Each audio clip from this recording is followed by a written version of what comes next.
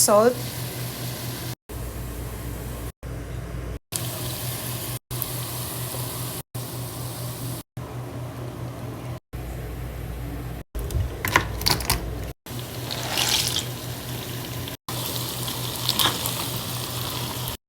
Ayan, halo lang po natin.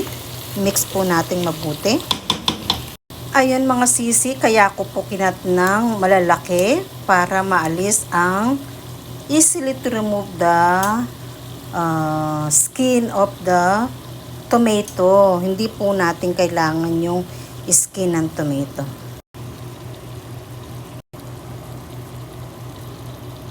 At lagyan po natin ng tubig, kalahating baso pa lang. Garlic paste po.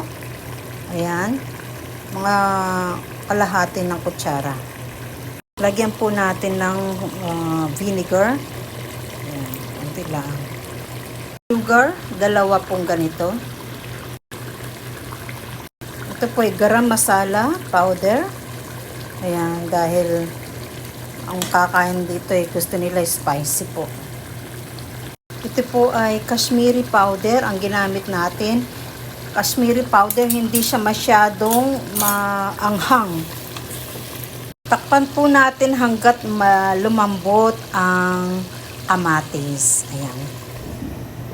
Ito na po yung naalis kong tomato na balat, skin. Blend na po natin ang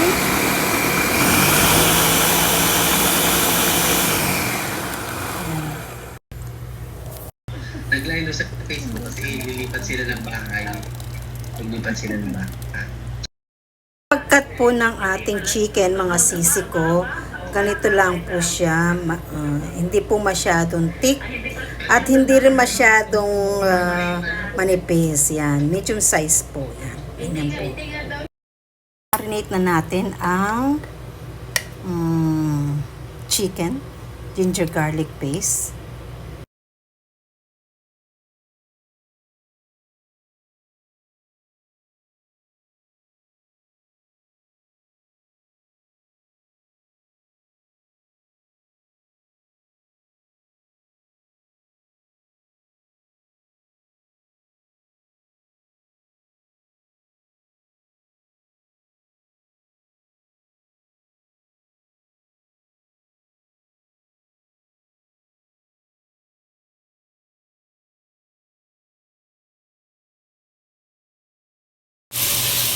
Itin-transfer ko na po dito sa kawali para makuha natin yung flavor ng pinagprituhan.